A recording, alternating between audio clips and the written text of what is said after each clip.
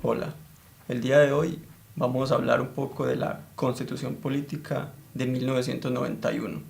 Vamos a tratar algunas de sus características y cómo se llegó a tener esta nueva Constitución después de tener una Constitución vigente durante más de 100 años. Entonces vamos a mirar algunos aspectos importantes sobre esto.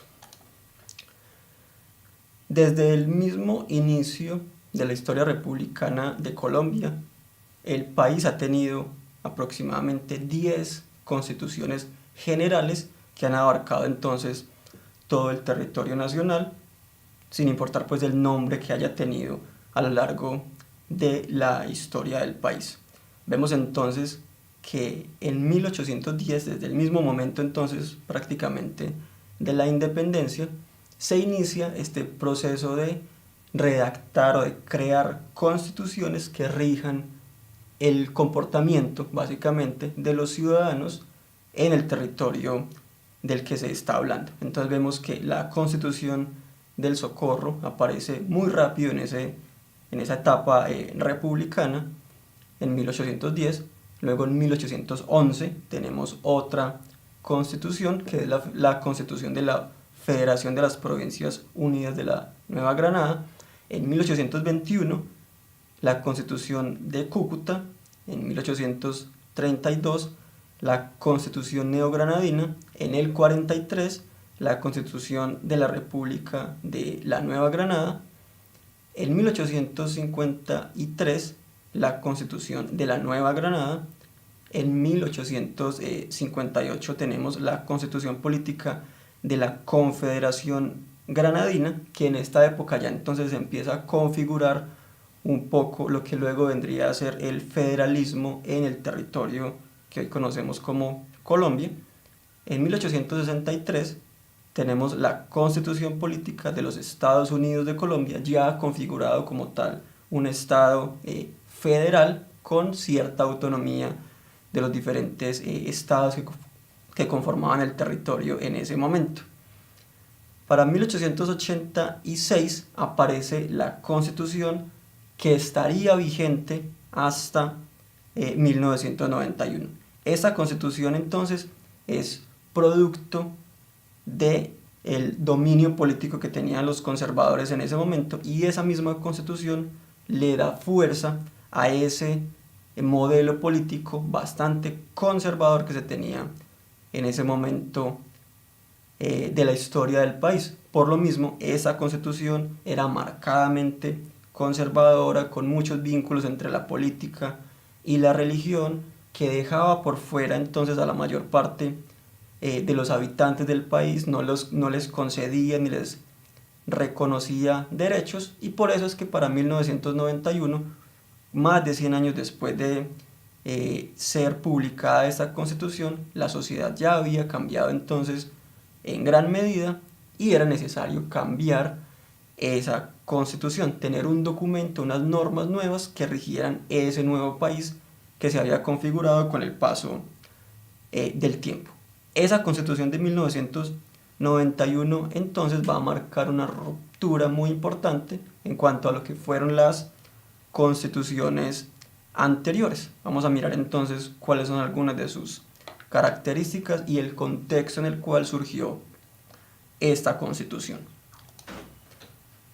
Entonces, básicamente la época en la que aparece esta constitución está marcada por una serie de conflictos sociales, políticos, económicos, que derivaron en que ese cambio fuera necesario. Básicamente entonces esa necesidad de cambio en primera medida se debía a que esa Constitución de 1886 ya era obsoleta. Como decía anteriormente, era una Constitución redactada para una época específica, con unas características específicas de la sociedad que ya habían cambiado casi completamente para finales del siglo XX.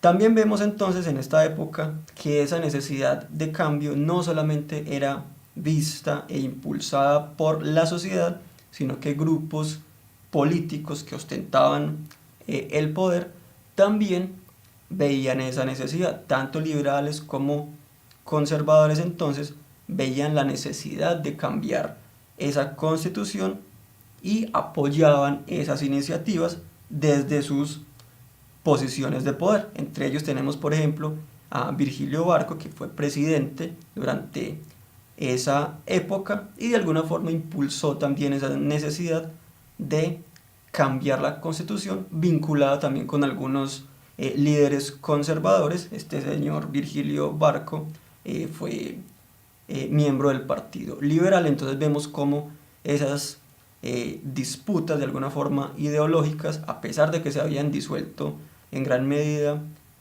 durante y tras el Frente Nacional, se veía acá como cierta unión entonces entre estos dos partidos buscando un fin común, que era modificar la Constitución.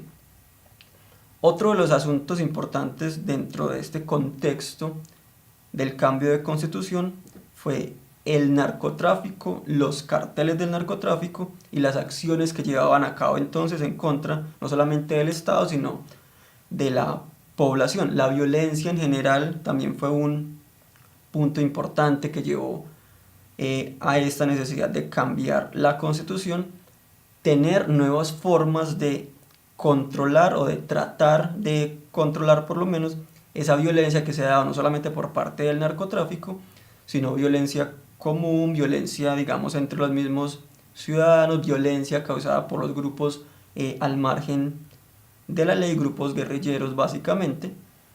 Y también un punto importante durante esta época fue el surgimiento de nuevos grupos políticos que de alguna manera representaban ciertos sectores de la sociedad. Hay que señalar también que algunos de estos grupos políticos surgieron después de la desmovilización de grupos armados al margen de la ley. Por ejemplo, el M-19, que fue tan importante durante esta época, se desmoviliza y luego configura un grupo político que se conoció como Alianza Democrática M-19, que de hecho sería uno de los grupos más importantes dentro de la Asamblea Nacional Constituyente, como vamos a ver entonces un poco más adelante. Debido a este contexto, la sociedad entonces veía la necesidad de cambiar la Constitución. Dentro de esa sociedad empezaron a destacarse algunos grupos sociales que se hicieron muy importantes entonces durante esta época. Aparece, por ejemplo, un grupo de estudiantes universitarios, principalmente en la ciudad de Bogotá, que empiezan a movilizar a la población y a hacer, digamos, publicidad a este cambio de constitución. Salir a las calles, decirle a la sociedad por qué es necesario cambiar esa constitución, cuáles son sus beneficios, etc. Y se configura un grupo que se conoció como, o que promovió más bien, algo que se conoció como la séptima papeleta. Esta séptima papeleta entonces, que buscaba que se votara a favor de la convocatoria de una Asamblea Nacional Constituyente. ¿Cómo funcionó básicamente este movimiento entonces? Para las elecciones entonces de 1990 se iba a votar para elegir al Congreso, es decir, el Senado y la Cámara de Representantes, se iban a elegir alcaldes, se iban a elegir asambleas departamentales, consejos municipales, y también se iba a hacer una consulta interna del Partido Liberal con el fin de decidir cuál de sus posibles candidatos iban a apoyar para las elecciones presidenciales. Adelantándonos un poco pues a esto, podemos decir que en esa consulta interna del Partido Liberal salió victorioso César Gaviria, que luego sería pues el presidente de Colombia entre 1990 y 1994. Como vemos acá entonces, se iba a votar para elegir 6 aspectos de la vida política del país, y lo que se pretendía era que en esas votaciones, en las cuales para cada uno de esos aspectos se depositaba un papel, una papeleta distinta, la ciudadanía entonces acudiera a las urnas y manifestara su opinión favorable frente a la convocatoria de una Asamblea Nacional Constituyente. ¿Qué era lo que sucedía entonces en ese momento? Legalmente solo estaban aprobados estos 6 aspectos que tenemos señalados acá. La Constitución no permitía entonces que se votara por ese otro aspecto que la ciudadanía quería, pero eso no impidió que siguiera adelante el movimiento que promovía esta iniciativa. ¿Cómo lo hicieron? Utilizaron básicamente 2 modalidades. Por un lado, salieron a las calles y siguieron haciendo entonces publicidad frente a este asunto y entregaban volantes como este que vemos acá a la derecha de la pantalla, que era básicamente un papel en el que se decía cuál era el motivo para modificar esa constitución y convocar pues a una Asamblea Nacional Constituyente. Y también en periódicos de circulación nacional, principalmente pues periódicos de carácter liberal, se empezó a imprimir unos volantes similares con la idea de que las personas recortaran esta información y utilizaran ese papel como papeleta, como lo que hoy en día se conoce como un tarjetón, para manifestar su voluntad de cambio de constitución y de convocatoria pues de una Asamblea Nacional Constituyente. Entonces tengamos en cuenta, a pesar de que oficialmente no se podía tener en cuenta estos votos, algunos periódicos promovieron esta idea y un grupo también de ciudadanos se encargó de hacerle publicidad en las calles. ¿Qué resultado tuvo este movimiento entonces? Si sabemos ya que tenemos una nueva constitución, podemos notar que fue de alguna manera victoriosa esta iniciativa. En esta imagen vemos algunos pues, de los personajes que se convirtieron como en los líderes de ese movimiento estudiantil que promovió esa idea de la séptima papeleta y el cambio de constitución, y entre ellos, por ejemplo, acá en el centro más o menos de la imagen, tenemos a un personaje que inicia, digamos que su carrera política en este ámbito y luego terminaría convirtiéndose en la actualidad en la persona que ostenta el segundo cargo público más importante en Colombia, que es la alcaldía de Bogotá. Vemos entonces un aspecto importante en este momento. Antes de esta iniciativa de la séptima papeleta y de cambiar la constitución, los papeles o digamos que los cargos políticos estaban reservados a esas personas que pertenecían a una tradición familiar, por ejemplo, en la cual los hijos de los presidentes también iban a ser presidentes y básicamente esas familias se iban repitiendo en los cargos de poder. Aunque eso no ha cambiado completamente en esta época, entonces vemos como algunos personajes universitarios, por ejemplo, como estos, van surgiendo y van, digamos que ascendiendo en la vida política, inician en un movimiento estudiantil que promueve un cambio social y luego terminan en cargos públicos importantes. Esto como para señalar uno de los cambios importantes que se empezaban a dar en esa época. Se abría un poco más el panorama de la participación de los ciudadanos y digamos que era un poco más fácil llegar a tener este tipo de cargos, sobre todo cuando son de elección popular por medio pues de la voluntad de la ciudadanía. Entonces, a pesar de que se había dicho que no iba a ser permitido ese voto por la Asamblea Nacional Constituyente, la ciudadanía manifiesta su voto en esa jornada de votaciones y finalmente se debe entonces reconocer la voluntad del pueblo de cambiar esa constitución y se convoca efectivamente a una votación, ahora sí oficial, para que la ciudadanía diga sí o no a esa Asamblea Nacional Constituyente. Una vez entonces se ha hecho la votación, se configura lo que se conoció como la Asamblea Nacional Constituyente, con 70 miembros elegidos por votación popular entre todos los grupos y partidos políticos que existían en ese momento y que presentaron candidaturas, y 4 miembros que tenían unas características un poco diferentes que enseguida vamos a mirar. Entonces, esta Asamblea Nacional Constituyente estuvo conformada por 74 personas que eran distribuidas más o menos de la manera que vemos acá. Vemos entonces cómo el Partido Liberal obtuvo un total de 25 miembros dentro de esa Asamblea Nacional Constituyente. La Alianza Democrática M19, que fue el partido que se formó después de la desmovilización de este grupo guerrillero M19, obtuvo 19 lugares en esta asamblea, el segundo lugar en cuanto a cantidad pues de miembros dentro de la asamblea. Y luego tenemos que en general la ideología conservadora, uniendo acá el Movimiento de Salvación Nacional, que eran de alguna forma unos disidentes de este partido conservador, y el Partido Social Conservador, entre los dos, representando pues la ideología conservadora, obtuvieron 20 lugares. El resto de los lugares fueron distribuidos entonces entre otros grupos y partidos políticos que iban tomando un poco más de fuerza en ese momento.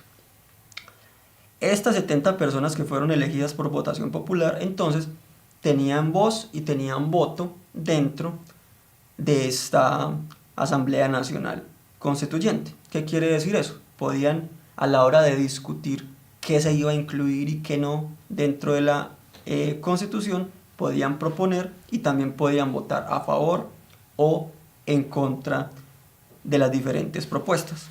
Las otras 4 personas, que eran representantes de grupos de obreros y de grupos al margen de la ley recientemente desmovilizados, tenían voz dentro de esta asamblea, pero no tenían voto.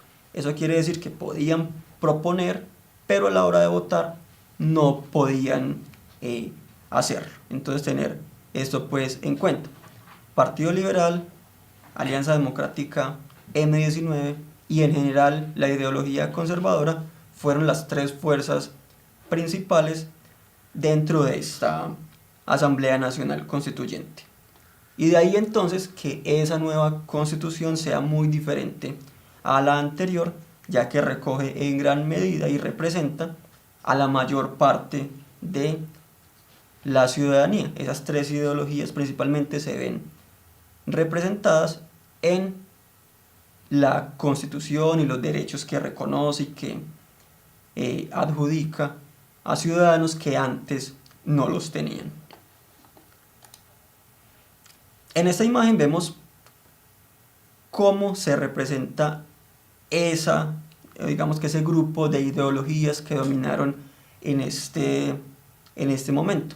Vemos un representante del Partido Liberal, vemos un representante de la ideología conservadora y vemos un representante del Partido Alianza Democrática M19. Esos 3 personajes entonces, el liberal Horacio Serpa, que fue importante no solamente en esa época, sino que también a lo largo de su carrera política fue senador, vicepresidente, gobernador, tuvo algunos cargos importantes dentro de la política del país.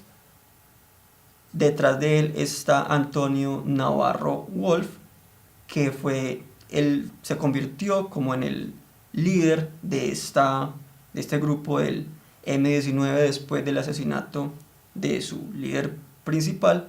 Y a la derecha de la imagen tenemos a Álvaro Gómez Hurtado, representante de la ideología conservadora, que también tuvo muchos cargos políticos a lo largo de su carrera pues pública. Vemos entonces cómo esos 3 personajes, representantes de las diferentes ideologías, se convirtieron en los presidentes de esta Asamblea Nacional Constituyente. Dirigían los debates y básicamente fueron ellos los que se encargaron de mover a los constituyentes para que todo pues funcionara adecuadamente. Bueno, finalmente vamos a mirar algunas diferencias importantes entre lo que fue la Constitución de 1886 y lo que es la Constitución de 1991. Por un lado tenemos entonces que la Constitución de 1886 era centralista, autoritaria y presidencialista, mientras que la de 1991 fue creada con énfasis en los derechos fundamentales. Básicamente, ¿eso qué quiere decir? Durante la vigencia de la Constitución de 1886, el poder central estaba básicamente por encima de todo, y los territorios, digamos, los departamentos, por ejemplo, no tenían mucha representación, no tenían autonomía, por ejemplo, para algunas decisiones, y eso de alguna forma afectaba pues los derechos de los ciudadanos en esos territorios. Con la Constitución entonces de 1991 se le reduce de alguna forma ese poder al gobierno central y se le otorga a los diferentes territorios para que tomen algunas decisiones importantes sin tener que depender del gobierno central. Con la Constitución de 1886, los gobernadores y los alcaldes eran elegidos por el presidente, mientras que con la de 1991, tanto gobernadores como alcaldes son elegidos por votación popular. ¿Qué significaba entonces que los gobernadores y los alcaldes fueran elegidos por el presidente? Que si un presidente era, por ejemplo, liberal, muy probablemente iba a designar gobernadores y alcaldes también de carácter liberal, y eso obviamente iba a ir en contra de los intereses no solamente pues del partido conservador, sino que los seguidores de ese mismo partido no iban a tener representación, por ejemplo, dentro del gobierno, ya fuera en el ámbito local, municipal, departamental, ni mucho menos en el ámbito nacional. Por otro lado, tenemos que el preámbulo de la Constitución de 1886 reconocía la religión católica como la religión oficial del país. Para 1991 entonces se establece que en el país hay libertad de cultos y que el Estado es laico, es decir, que está separado el poder político del poder religioso, lo cual era pues impensable con la Constitución de 1886, sobre todo con el vínculo pues que existía entre la Iglesia Católica y el Partido Conservador. Y bueno, otro aspecto ya para finalizar acá es que la mayoría de edad con la Constitución durante la mayor parte de la vigencia de la Constitución de 1886 era 21 años, mientras que con la de 1991 la mayoría de edad es 18 años. No solamente la edad en este caso era pues importante en cuanto a esta diferencia, sino que la mayoría de edad de alguna forma determina también quiénes pueden ejercer ciertos derechos como ciudadanos. Entonces, por ejemplo, durante muchos años que estuvo vigente la Constitución del 86, para que una persona, por ejemplo, pudiera votar, debía no solamente ser mayor de 21 años, sino que debía tener propiedades, debía tener cierto nivel educativo, pertenecer básicamente a las altas esferas de la sociedad, que eran los que se podían educar, los que tenían propiedades, etc. Entonces estas ya son pues como algunas de las diferencias principales entre la Constitución de 1991 y lo que fue la Constitución de 1886. Vamos a trabajar unas preguntas relacionadas con el tema de la Constitución de 1991. Vamos a mirar entonces.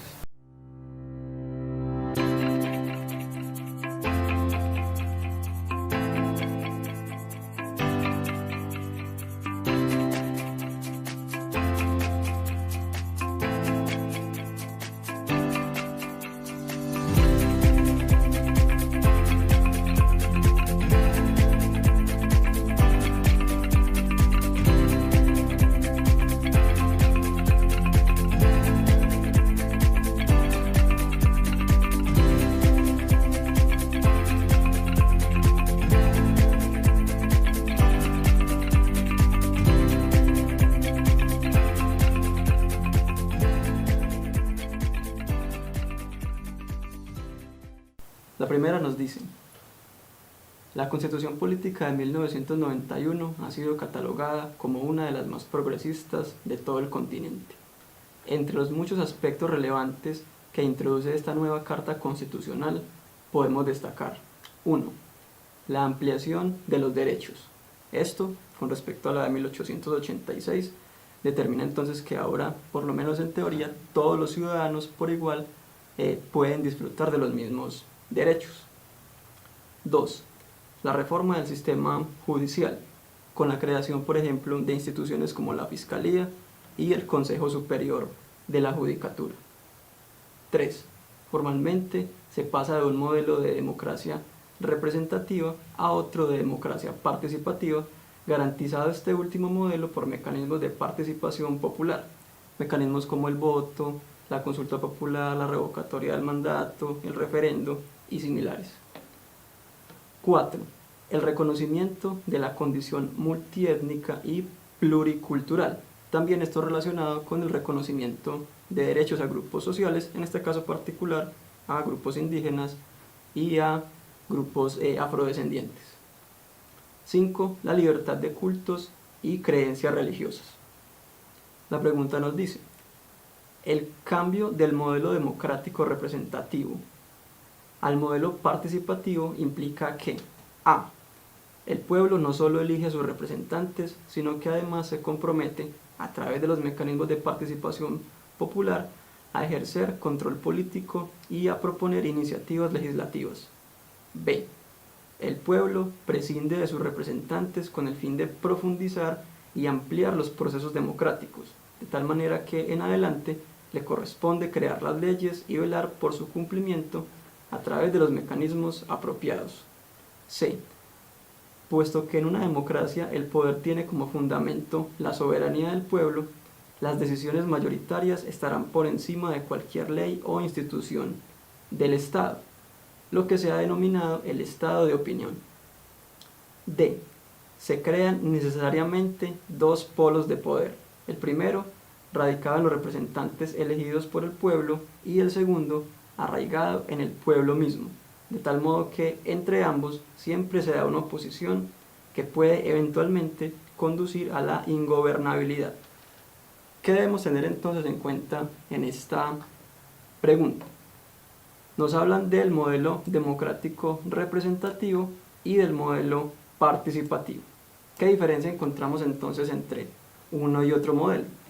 En el primer caso, en el modelo representativo, los ciudadanos o la participación de los ciudadanos está limitada a la elección de funcionarios que van a representar sus intereses ante el poder político, ya sea el poder legislativo o el poder ejecutivo. Además de eso, no hay ninguna otra posibilidad de que los ciudadanos puedan intervenir en la toma de decisiones, por ejemplo, decisiones políticas que los podrían llegar a afectar. Por su parte, el modelo participativo, ¿qué implica? Que además de esos representantes, de la existencia de esos representantes, los ciudadanos tienen formas también de intervenir de manera directa en la toma de decisiones políticas. Entonces, el cambio del modelo representativo al modelo participativo, ¿qué implica? Como nos dice acá la opción A, implica que el pueblo no solo elige a sus representantes, sino que además se compromete a través de los mecanismos de participación a ejercer control político y a proponer iniciativas legislativas. Ahora, ¿qué es esto del control político? Básicamente que los ciudadanos que le entregan el poder a un grupo de representantes, también por medio de mecanismos como la revocatoria del mandato, por ejemplo, puedan quitar de los cargos a esos funcionarios a los que les han asignado pues esa misión de representar a la ciudadanía. Y lo que nos dicen acá de proponer iniciativas legislativas es que los ciudadanos también se pueden organizar y proponer proyectos de ley que luego, si cumplen pues con una serie de requisitos, pueden llegar a tramitarse como si los hubieran propuesto los miembros del Congreso y convertirse en nuevas leyes. Entonces, no solamente asignar poder, sino controlar ese poder y proponer nuevas leyes como forma o como parte de ese modelo participativo. Miremos la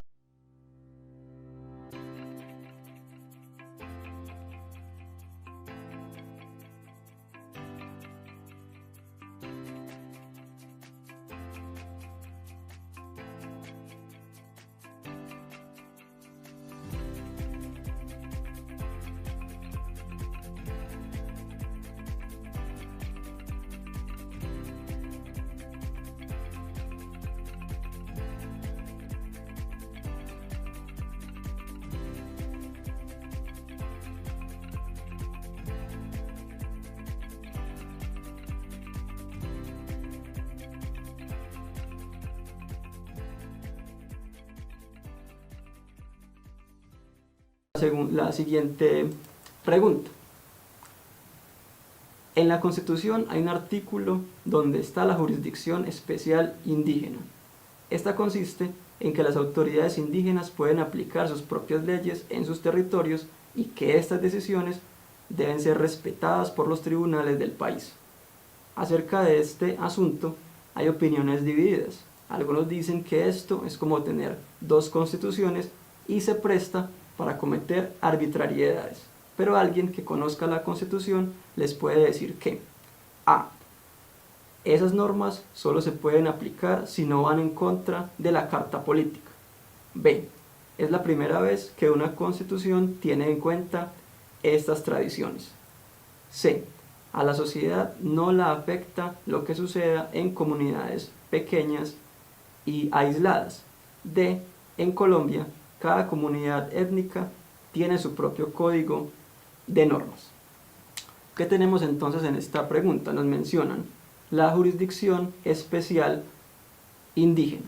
¿Eso qué quiere decir? Dentro de los resguardos que se reglamentaron mediante la Constitución de 1991, se determinó entonces que dentro de esos territorios las comunidades indígenas pueden obrar según sus características culturales y, digamos, operar desde el punto de vista del gobierno, de quiénes los van a gobernar, durante cuánto tiempo, cuáles van a ser las normas que tienen dentro de esos territorios y cómo van a sancionar a los que no cumplan esas normas. Es decir, se les asigna dentro de esos territorios esa autonomía, pero esa misma autonomía está regulada o restringida por la ley general del país, que en este caso es pues la Constitución de 1991. Lo que se dice entonces es que los territorios indígenas, la jurisdicción especial indígena, tiene autonomía dentro de sus territorios, mientras, como nos dice acá la opción A, mientras no vayan esas determinaciones en contra de la Constitución de 1991.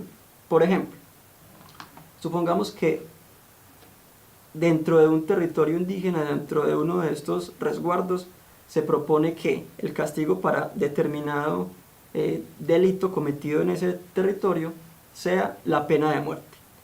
En ese caso, a pesar de que las comunidades indígenas tienen autonomía dentro de sus territorios, este tipo de castigos no se pueden aplicar. ¿Por qué? Porque explícitamente en la Constitución de 1991, en el artículo 11, dice que el derecho a la vida es inviolable y que no habrá pena de muerte. Entonces, tener eso en cuenta. A pesar de que existe autonomía, esa autonomía está restringida o regulada por lo que dice la Constitución de 1991. Entonces, en esta pregunta, la respuesta sería la A.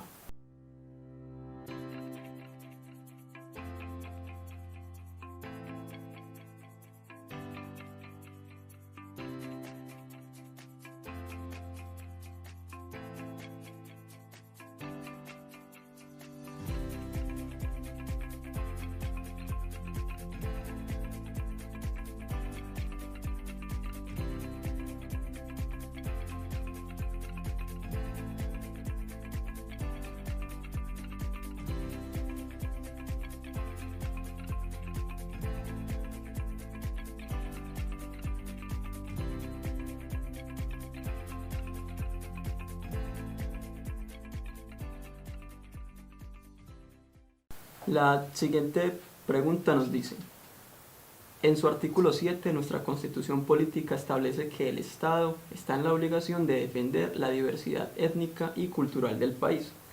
Por esta razón, en Colombia hay leyes que protegen a las minorías étnicas en los distintos aspectos de la vida cultural, económica y política. En la Constitución de Colombia hay una circunscripción electoral especial para los pueblos indígenas. La razón de esto es: a. La ideología pluralista, que es el fundamento de la Constitución Política de 1991. B. El reconocimiento de que los indígenas no tienen una organización política propia. C. La necesidad de garantizar la presencia de las comunidades en el sistema político. D. El sistema social diferente que tienen las distintas comunidades indígenas. En este caso, ¿de qué nos hablan como un punto importante? Una circunscripción electoral especial. ¿Eso qué quiere decir? Que dentro del aspecto político en el país se determinan unos lugares específicos para que estas comunidades indígenas tengan participación. En este caso particular podemos hablar, por ejemplo, del Congreso. El Congreso, que está conformado por Senado y Cámara de Representantes, que determina que hay dos lugares específicos dentro del Senado para representantes de las comunidades indígenas, y que dentro de la Cámara de Representantes va a haber un lugar también para este tipo de representantes. Estos lugares solamente pueden ser ocupados por personas que certifiquen su pertenencia a alguno de los, digamos, grupos indígenas que pertenecen pues al territorio colombiano. ¿Por qué se crea entonces esta circunscripción electoral? Si consideramos cómo funcionan, por ejemplo, las campañas electorales, en este caso pues del ejemplo que pusimos de el Congreso, por ejemplo, el tipo de dinámicas que se llevan a cabo en estas campañas y la inversión económica que se debe hacer para las mismas, poner a competir a las comunidades indígenas con el resto de partidos y movimientos políticos los dejaría en desventaja, en este caso desde el punto de vista pues económico. Estas comunidades indígenas no tendrían la misma capacidad económica para competir con el resto de candidatos. Esa sería pues una de las razones por las cuales se determinan 3 lugares específicos para ellos dentro del Congreso. Básicamente lo que quiere decir eso es que se crea esta jurisdicción electoral especial debido a la necesidad de garantizar la presencia de estas comunidades dentro del sistema político. Tener 3 lugares específicos que solamente pueden ocupar representantes de estas comunidades. Entonces la respuesta en esta pregunta sería la C.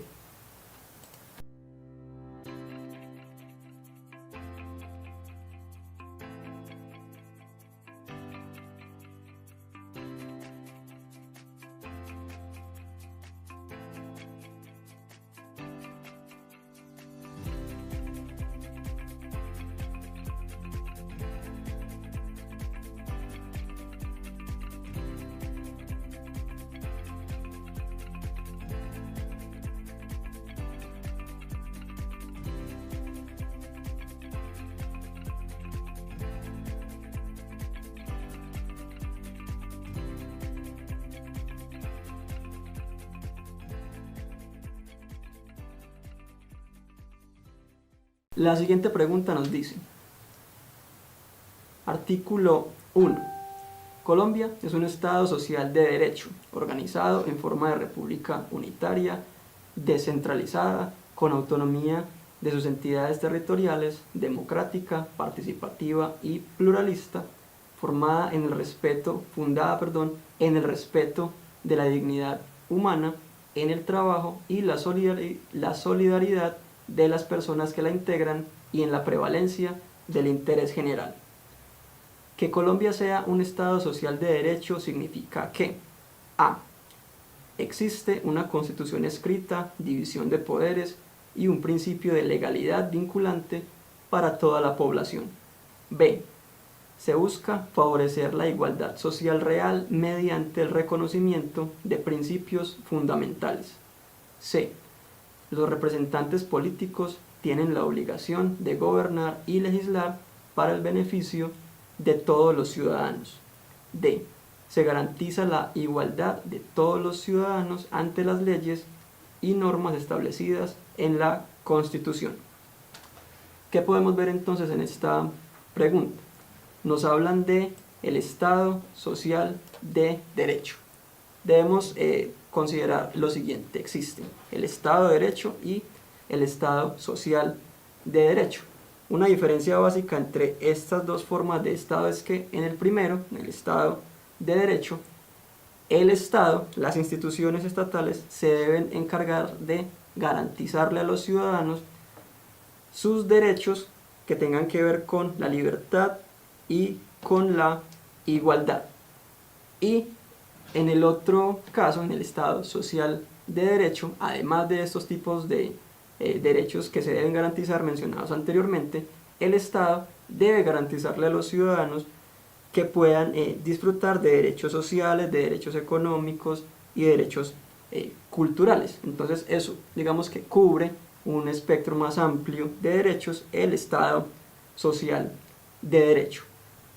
Según esto entonces, que Colombia sea un Estado social de derecho significa que, como dice la opción B, se busca favorecer la igualdad social real mediante el reconocimiento de principios fundamentales. Cuando nos dicen acá igualdad social real, apuntan básicamente a eso, que todos los ciudadanos, sin distinción de raza, de género, de ideología política o cualquier otro tipo de diferencias que puedan existir, puedan disfrutar de los mismos derechos por estar, digamos que por vivir en un estado social de derecho. Entonces en esta pregunta la respuesta sería la B.